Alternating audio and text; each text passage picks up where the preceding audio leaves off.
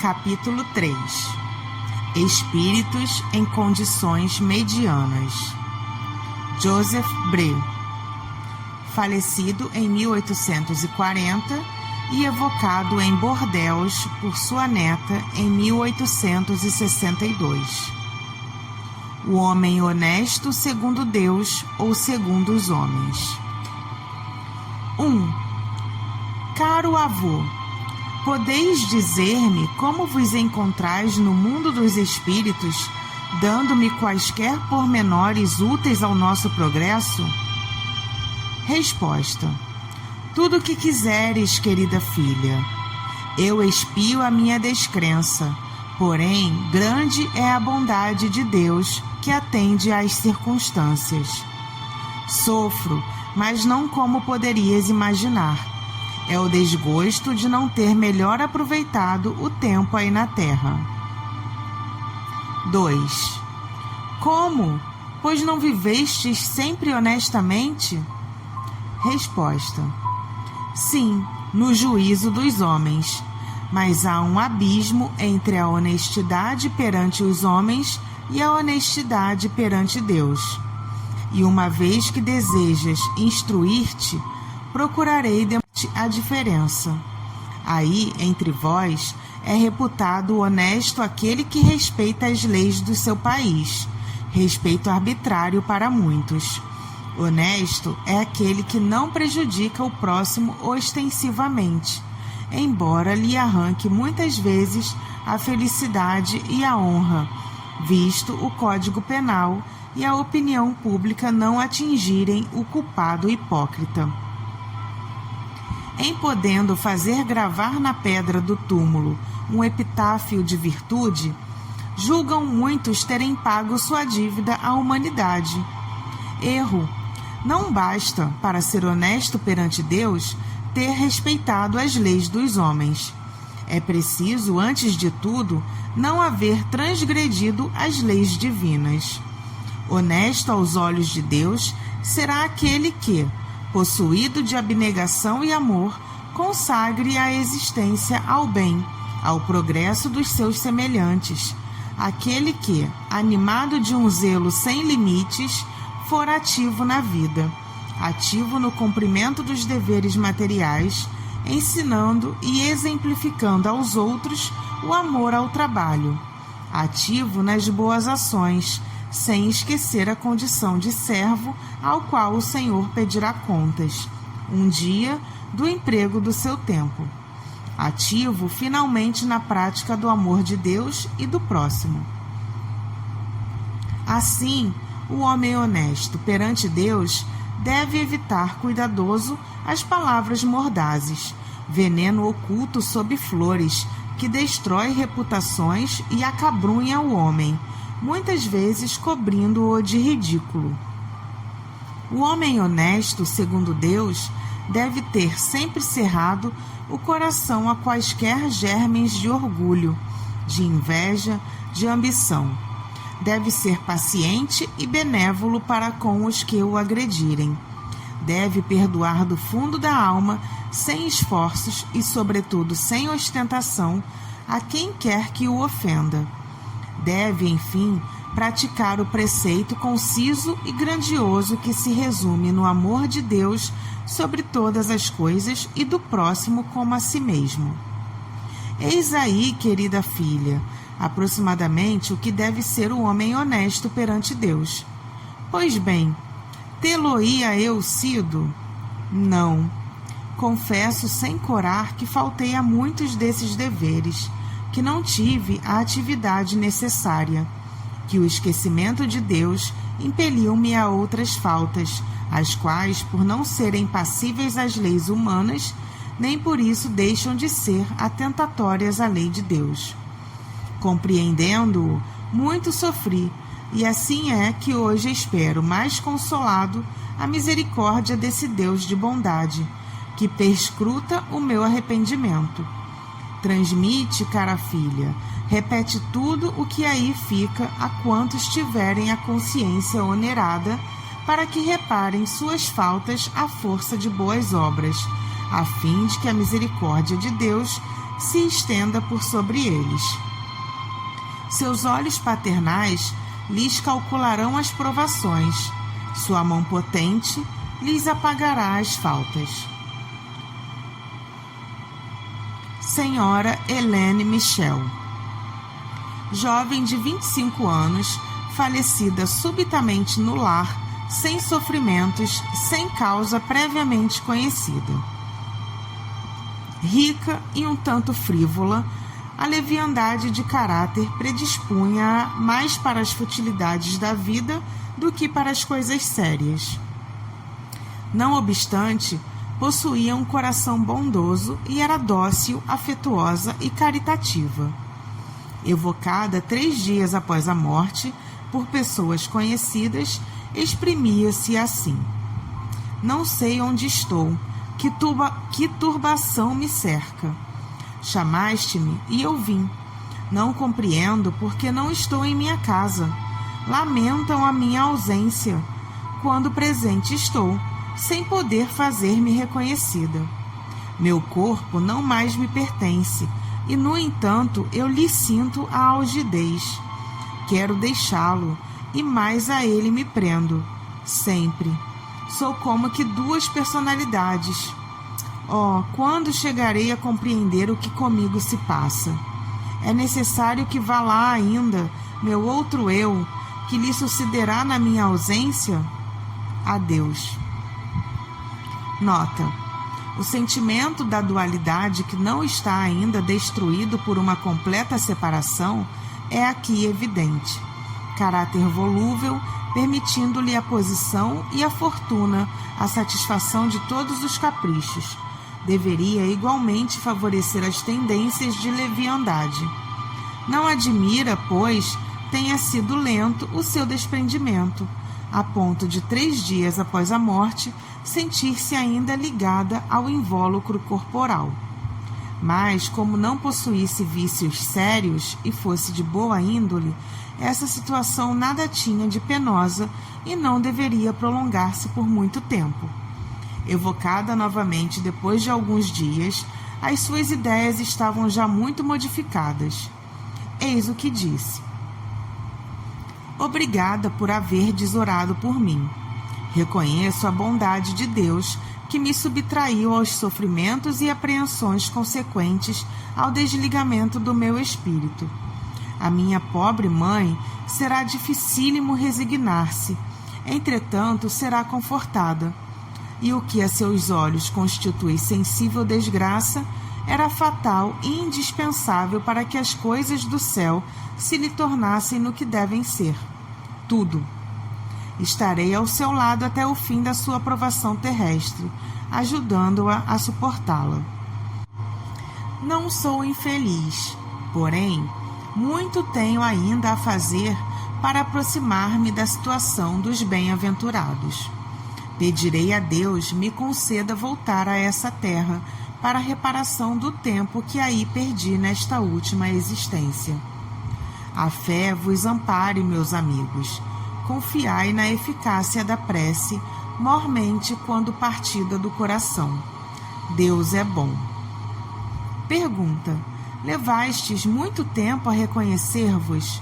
Resposta: compreendi a morte no mesmo dia que por mim orastes. Pergunta: era doloroso o estado de perturbação? Resposta: não, eu não sofria. Acreditava sonhar e aguardava o despertar.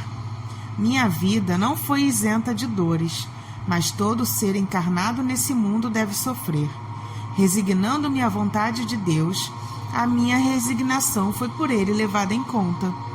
Grata vos sou pelas preces que me auxiliaram no reconhecimento de mim mesma.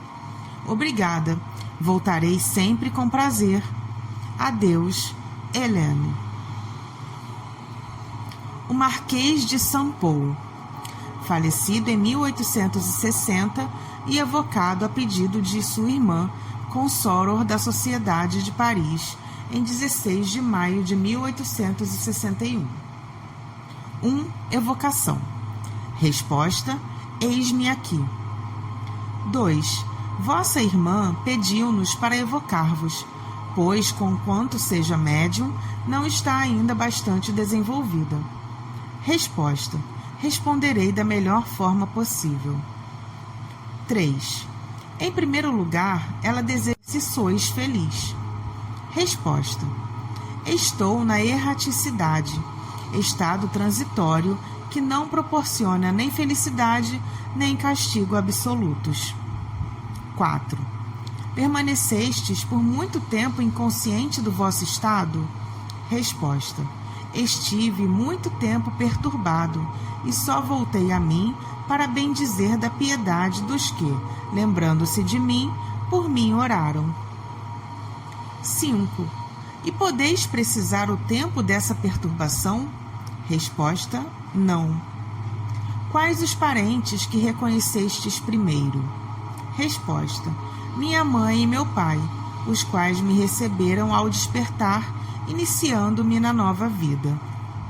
7.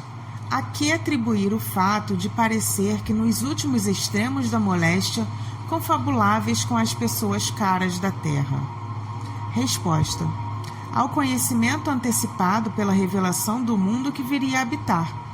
Vidente antes da morte, meus olhos só se turbaram no momento da separação do corpo, porque os laços carnais eram ainda muito vigorosos. 8. Como explicar as recordações da infância que de preferência vos ocorriam? Resposta: ao fato de o princípio se identificar mais com o fim que com o meio da vida. Pergunta: como explicar isso? Resposta: importa dizer que os moribundos lembram e veem como reflexo consolador a pureza infantil dos primeiros anos. Nota: é provavelmente por motivo providencial semelhante que os velhos, à proporção que se aproximam do termo da vida, têm, por vezes, nítida lembrança dos mais ínfimos episódios da infância. 9. Por que, referindo-vos ao corpo, faláveis sempre na terceira pessoa? Resposta: porque era vidente como vô-lo disse, e sentia claramente as diferenças entre o físico e o moral. Essas diferenças, muito amalgamadas entre si pelo fluido vital, tornam-se distintíssimas aos olhos dos moribundos clarividentes. Nota: eis aí uma particularidade singular da morte deste senhor. Nos seus últimos momentos, ele sempre dizia: ele tem sede, é preciso dar-lhe de beber. Ele tem frio, é preciso aquecê-lo. Sofre em tal ou tal região, etc.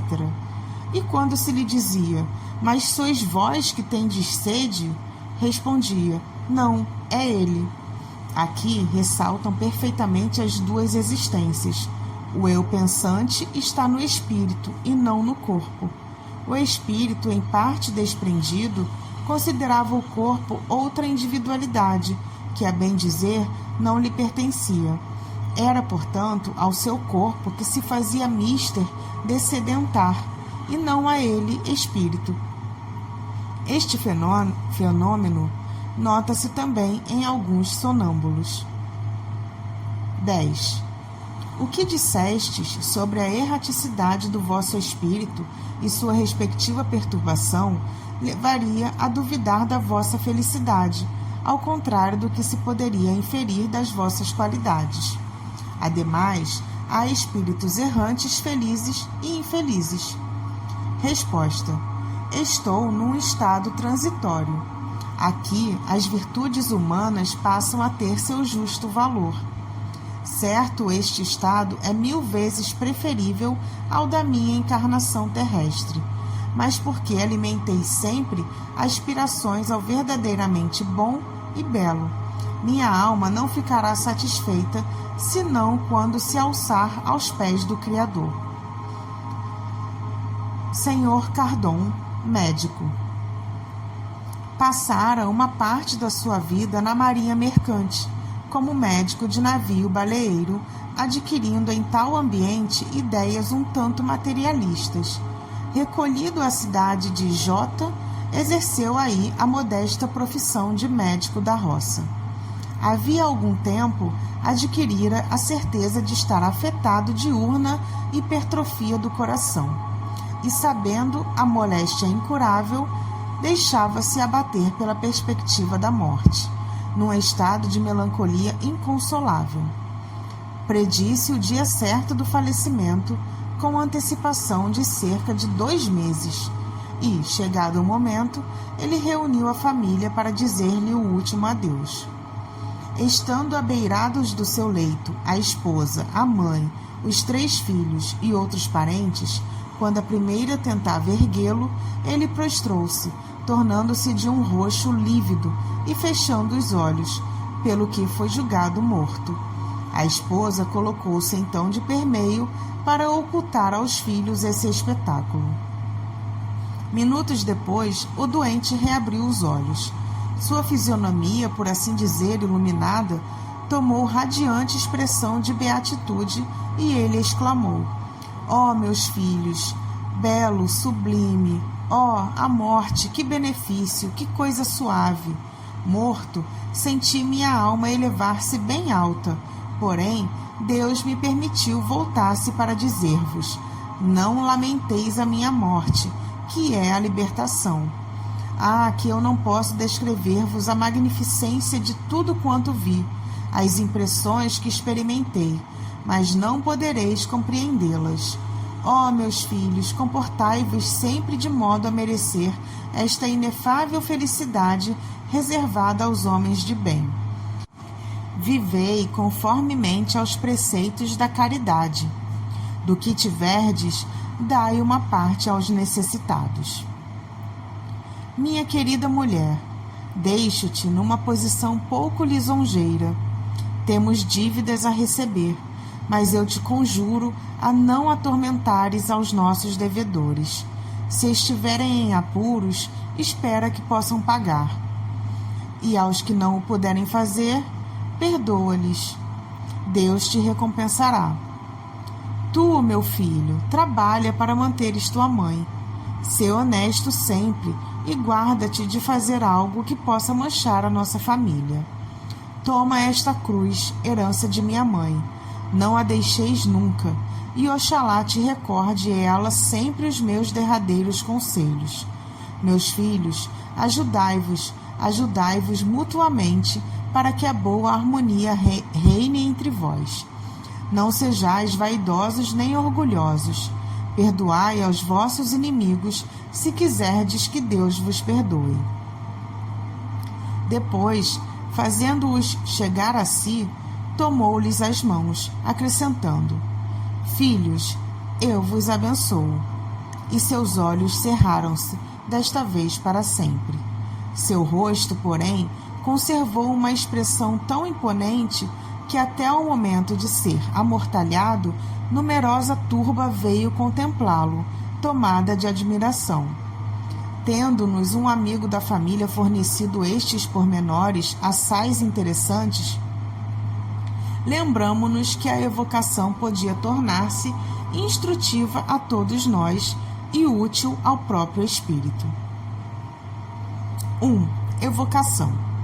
Resposta: estou perto de vós. 2.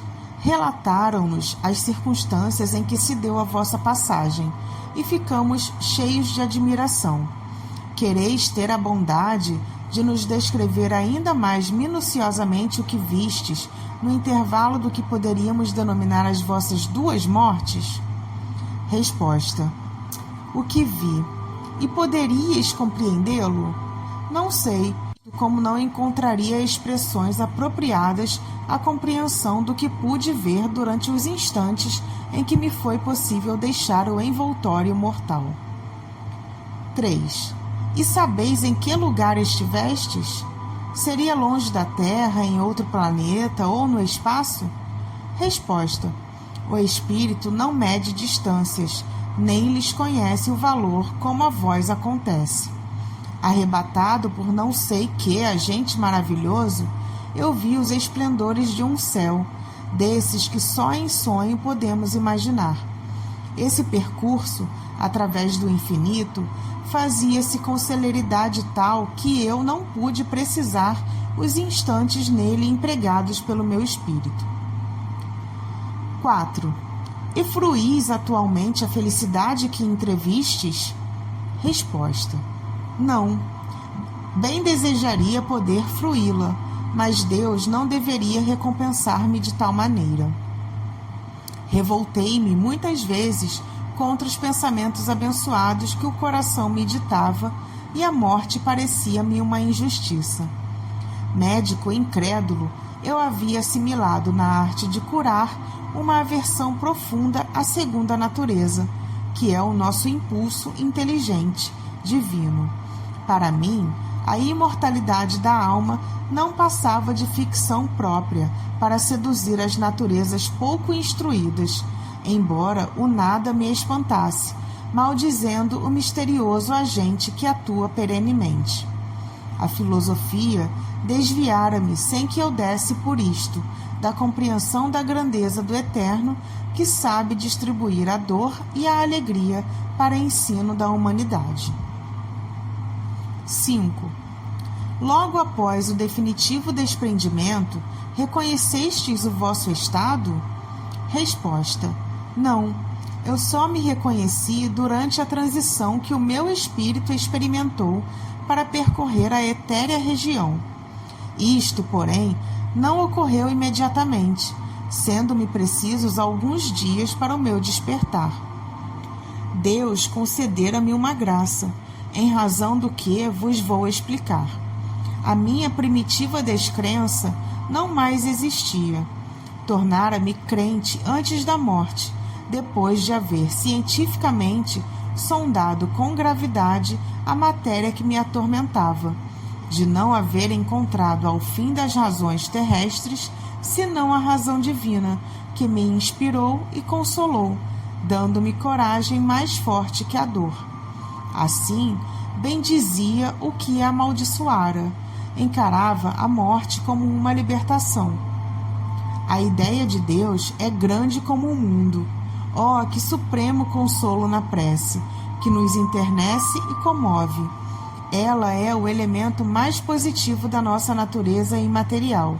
Foi por ela que compreendi, que criei firme, soberanamente, e por isso, Deus, levando em conta os meus atos, houve por bem recompensar-me antes do termo da minha encarnação. 6. Poder-se-ia dizer que estivestes morto nessa primeira crise?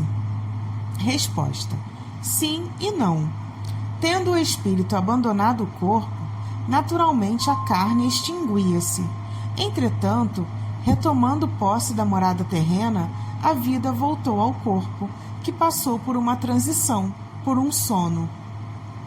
7. E sentíeis então os laços que vos prendiam ao corpo? Resposta: sem dúvida. O espírito tem um grilhão fortíssimo a prendê-lo, e não entra na vida natural antes que dê o último estremecimento da carne. 8. Como, pois, na vossa morte aparente e durante alguns minutos, pôde o vosso espírito desprender-se súbita e imperturbavelmente, ao passo que o desprendimento efetivo se fez acompanhar da perturbação por alguns dias? Parece-nos que, no primeiro caso, os laços entre corpo e espírito subsistindo, mais que no segundo, o desprendimento devera ser mais lento, ao contrário justamente do que se deu. Resposta: tendes muitas vezes evocado um espírito encarnado, recebendo respostas exatas. Eu estava nas condições desses tais, porque Deus me chamava e os seus servidores me diziam: vem.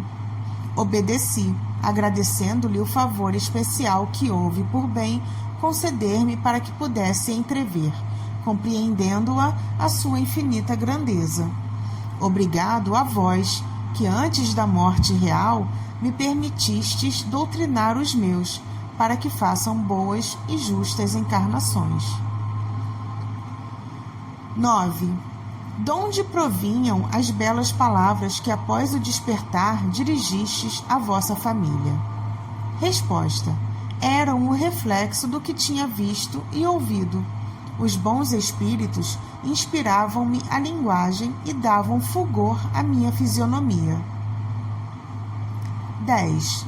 Que impressão julgais ter a vossa revelação produzido nos assistentes, notadamente nos vossos filhos? Resposta: surpreendente, profunda. A morte não é mentirosa. Os filhos, por mais ingratos que possam ser, curvam-se sempre à encarnação que termina. Se pudéssemos penetrar o coração dos filhos, junto de um túmulo entreaberto, vê-lo-íamos apenas palpitar de sentimentos verdadeiros, sinceros, tocados pela mão secreta dos espíritos que dizem em todos os pensamentos: tremei se duvidais, a morte é a reparação, a justiça de Deus, e eu vos asseguro, em que pese aos incrédulos, que a minha família e os amigos creram nas palavras por mim pronunciadas antes da morte. Eu era, ademais, intérprete de um outro mundo. 11. Dizendo não gozardes da felicidade entrevista, pode inferir-se que sejais infeliz? Resposta: não, uma vez que me tornei crente antes da morte, e isto de coração e consciência. A dor acabrunha nesse mundo, mas fortalece sob o ponto de vista do futuro espiritual. Notai que Deus teve em conta as minhas e a crença nele depositada em absoluto. Estou firme no caminho da perfeição e chegarei ao fim que me foi permitido lobrigar. Orai, meus amigos, por este mundo invisível que preside aos vossos destinos. Esta permuta fraternal é de caridade, é a alavanca que põe em comunhão os espíritos de todos os mundos. 12. Acaso quererias dirigir algumas palavras à vossa mulher e filhos? Resposta: peço a todos os meus que acreditem no Deus poderoso, justo e imutável, na prece que consola e alivia, na caridade que é a mais pura prática da encarnação humana. Peço-lhes que se lembrem que do pouco também se pode dar, pois o óbolo do pobre é o mais meritório aos olhos de Deus, desse Deus que sabe que muito dá a um pobre, mesmo que dê pouco.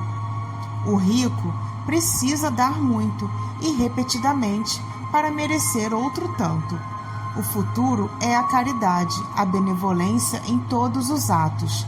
É considerar que todos os espíritos são irmãos, sem se preocupar jamais com as 1000 pueris vaidades da terra. Tereis rudes provações, querida, amada família. Aceitai-as, porém, corajosamente, lembrando-vos de que Deus as vê.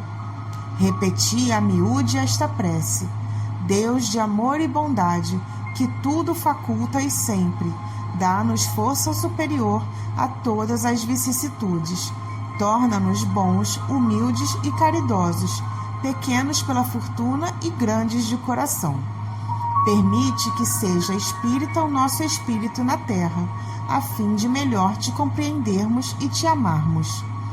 Seja teu nome emblema de liberdade, ó meu Deus, o consolador de todos os oprimidos, de todos os que necessitam amar, perdoar e crer. Cardon. Eric Stanislas. Comunicação Espontânea, Sociedade de Paris, agosto de 1863. Que ventura nos proporcionam as emoções vivamente sentidas por valorosos corações. Ó suaves pensamentos que vindes abrir o caminho da salvação a tudo que vive, que respira material e espiritualmente. Não deixe jamais o bálsamo consolador de derramar-se profusamente sobre vós e sobre nós. De que expressões nos servirmos que traduzam a felicidade dos irmãos desencarnados ao percrustrarem o amor que une a todos.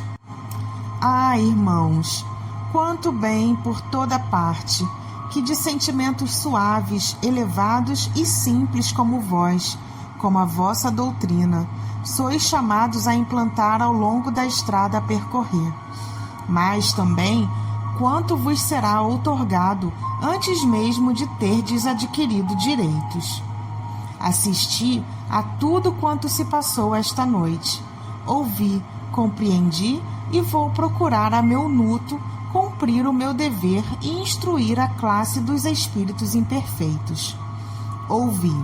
Eu estava longe de ser feliz, abismado na imensidade, no infinito. Os meus padecimentos eram tanto mais intensos quanto difícil me era o compreendê-los.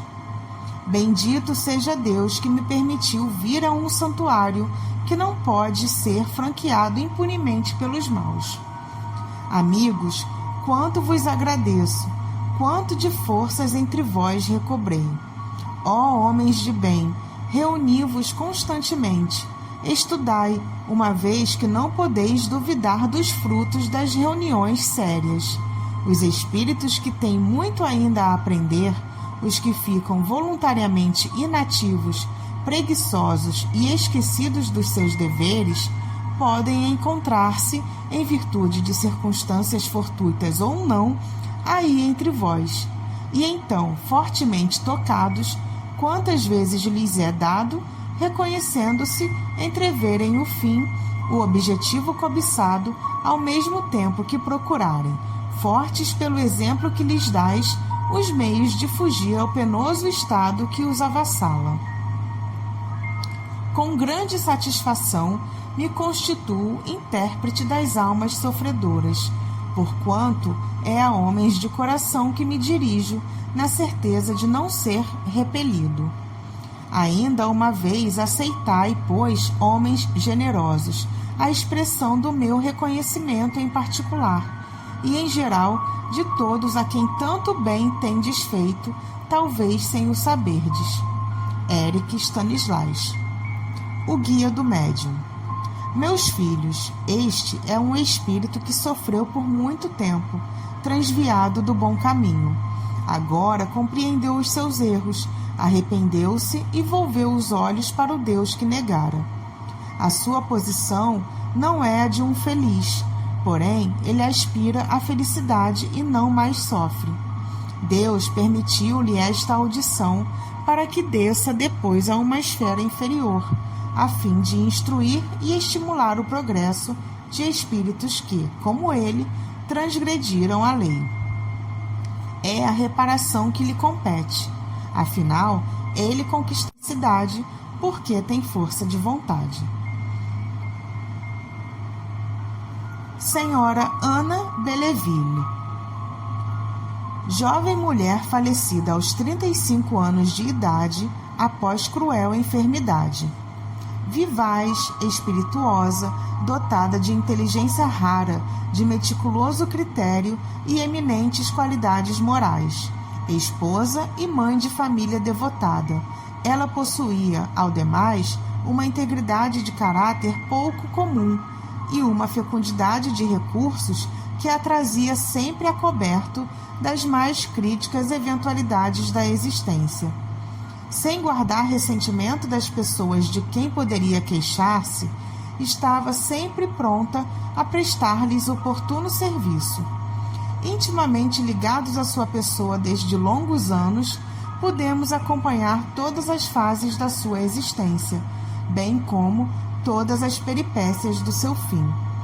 Proveio de um acidente a moléstia que havia de levá-la, depois de a reter 3 anos de cama, presa dos mais cruéis sofrimentos, aliás, suportados até o fim com uma coragem heróica, e a despeito dos quais a graça natural do seu espírito jamais a abandonou. Ela acreditava firmemente na existência da alma e na vida futura, mas pouco se preocupava com isso. Todos os seus pensamentos se relacionavam com o presente, que muito lhe importava, posto não tivesse medo da morte e fosse indiferente aos gozos materiais. A sua vida era simples e sem sacrifício abria mão do que não podia obter, mas possuía inato o sentimento do bem e do belo, que apreciava até nas coisas mínimas. Queria viver menos para si que para os filhos, avaliando a falta que lhes faria, e era isso que aprendia à vida. Conhecia o Espiritismo sem o ter estudado a fundo. Interessava-se por ele, mas nunca pôde fixar as ideias sobre o futuro.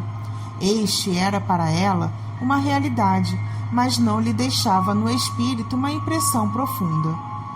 O que praticava de bom era o resultado de um impulso natural, espontâneo, sem ideia de recompensas ou de penas futuras.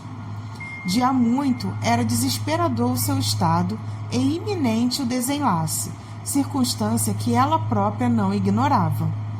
Um dia, achando-se ausente o marido, sentiu-se desfalecer e compreendeu que a hora era chegada. Embaciando-se-lhe a vista, a perturbação a invadia, sentindo todas as angústias da separação. Custava-lhe, contudo, a morte antes da volta do esposo. Fazendo supremo esforço sobre si mesma, murmurou: não quero morrer. Então, sentiu renascer-lhe a vida e recobrou o uso pleno das suas faculdades. Quando o marido chegou, disse-lhe: eu ia morrer, mas quis aguardar a tua vinda, por isso que tinha algumas recomendações a fazer-te. Assim, se prolongou a luta entre a vida e a morte por 3 meses ainda, tempo que mais não foi que dolorosa agonia. Evocação no dia seguinte ao da morte. Meus bons amigos, obrigada pelo interesse que vos mereço. Demais, fostes para mim como bons parentes. Pois bem, regozijai-vos, porque sou feliz. Confortai meu pobre marido e velai por meus filhos. Eu segui logo para junto deles depois que desencarnei. Pergunta: podemos supor que a vossa perturbação não foi longa, uma vez que nos respondeis com lucidez? Resposta: ah, meus amigos, eu sofri tanto, e vós bem sabeis que sofria com resignação. Pois bem, a minha provação está concluída. Não direi que esteja completamente libertada, não, mas o certo é que não sofro mais, e isso para mim é um grande alívio. Desta feita, estou radicalmente curada, porém preciso ainda do auxílio das vossas preces para vir mais tarde colaborar convosco. Pergunta: qual poderia ser a causa dos vossos longos sofrimentos?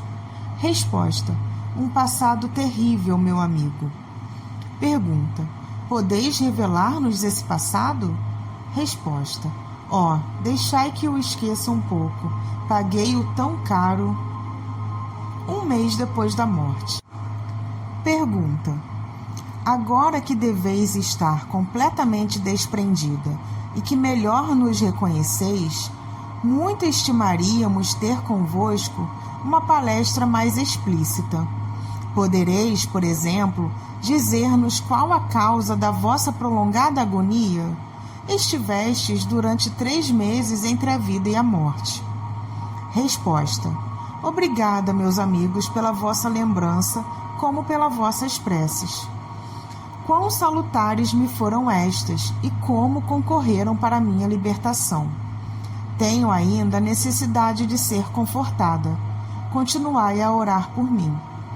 Vós compreendeis o valor da prece. As que dizeis não são de modo algum fórmulas banais, como as murmuradas por tantos outros que lhes não medem o alcance, o fruto de uma boa prece. Sofri muito, porém os meus sofrimentos foram largamente compensados, sendo-me permitido estar muitas vezes perto dos queridos filhos, que deixei com tanto pesar. Prolonguei por mim mesma esses sofrimentos. O desejo ardente de viver, por amor dos filhos, fazia com que me agarrasse de alguma sorte à matéria, e, ao contrário dos outros, eu não queria abandonar o desgraçado corpo com o qual era forçoso romper, se bem que ele fosse para mim o instrumento de tantas torturas. Eis aí a razão da minha longa agonia.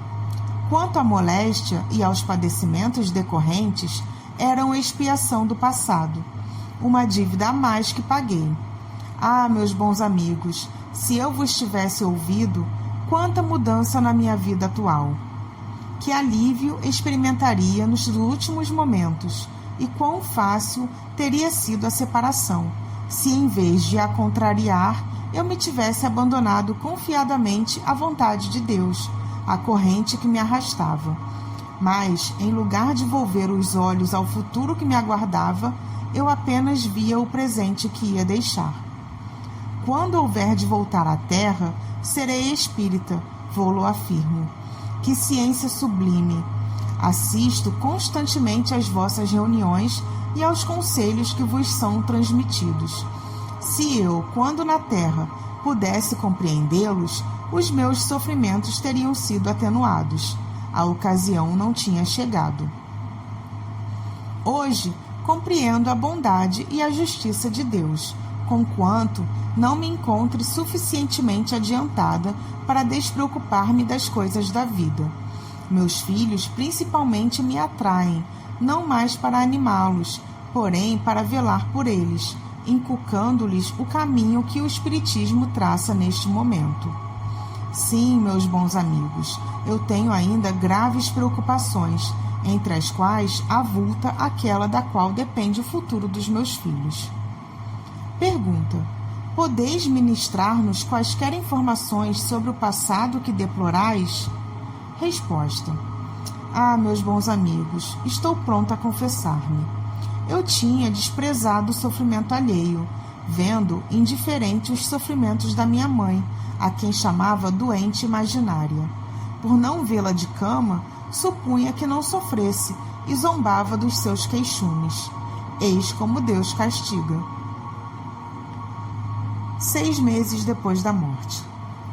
Pergunta: agora que um tempo assaz longo se passou, desde que deixastes o invólucro material, tende a bondade de descrever-nos a vossa posição e ocupações no mundo espiritual? Resposta: na vida terrestre, eu era o que vulgarmente se chama de uma boa pessoa. Antes de tudo, porém, prezava o meu bem-estar. Compassiva por índole, talvez não fosse capaz de penoso sacrifício para minorar o infortúnio.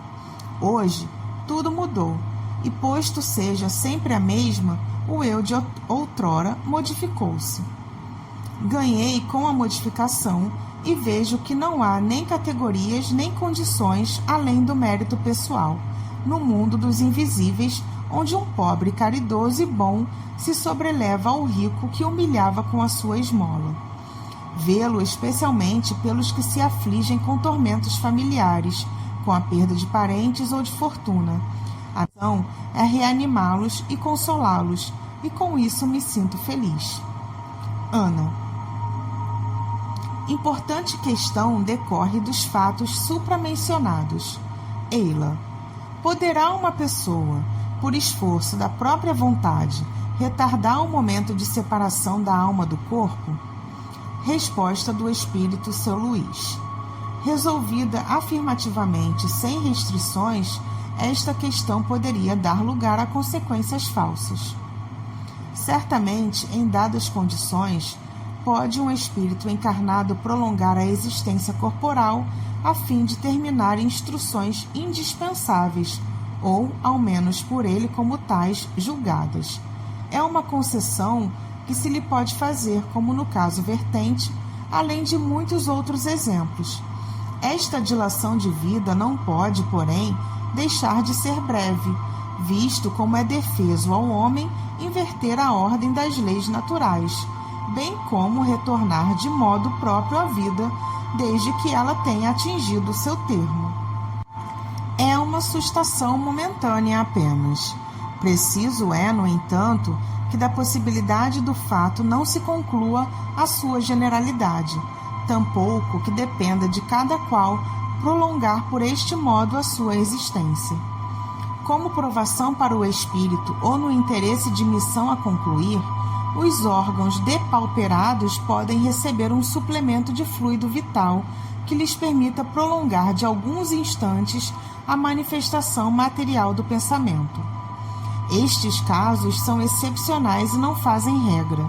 Tampouco se deve ver nesse fato uma derrogação de Deus à imutabilidade das suas leis, mas apenas uma consequência do livre-arbítrio da alma, que, no momento extremo, tem consciência de sua missão e quer, a despeito da morte, concluir o que não pôde até então.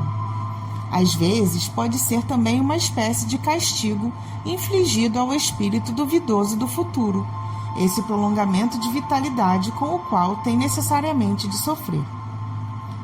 Sr. Luiz. Nota: poder-se-ia ainda admirar a rapidez relativa com que se desprendeu este espírito, dado o seu apego à vida corporal. Cumpre, porém, considerar que tal apego nada tinha de material nem sensual, antes possuindo mesmo a sua face moral, motivada como era pelas necessidades dos filhos ainda tenros. Enfim, era um espírito adiantado em inteligência e moralidade. Por mais um grau, e poder-se-ia considerá-lo um dos espíritos dos mais felizes. Não havia, portanto, nos laços perispíriticos a tenacidade resultante da identificação material.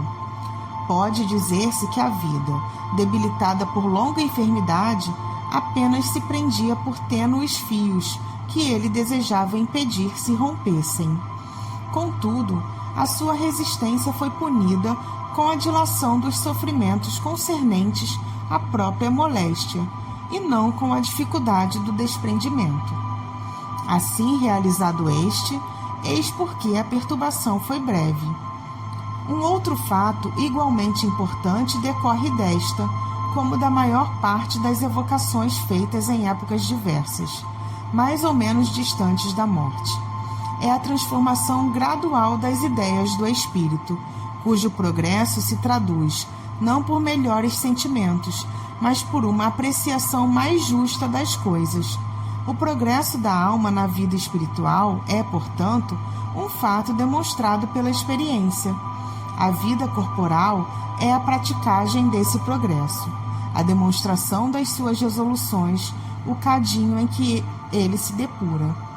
Desde que a alma progride depois da morte, a sua sorte não pode ser irrevogavelmente fixada, porquanto a fixação definitiva da sorte é, como já o dissemos, a negação do progresso.